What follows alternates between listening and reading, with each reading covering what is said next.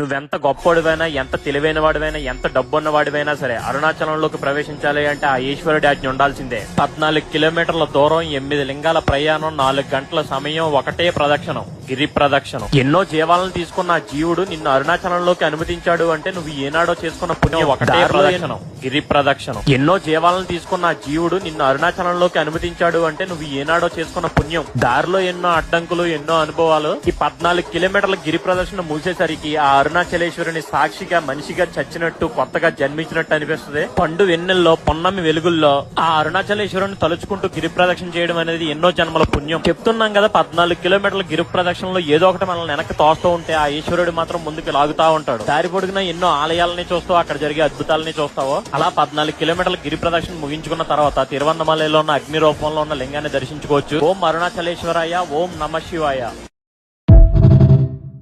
చూస్తావో. అలా 14 కిలోమీటర్ల గిరి ప్రదక్షిణ ముగించుకున్న తర్వాత తిరువన్నమలలో ఉన్న అగ్ని రూపంలో ఉన్న లింగాన్ని దర్శించుకోవచ్చు. ఓం అరుణాచలేశ్వరాయ, ఓం నమ శివాయ.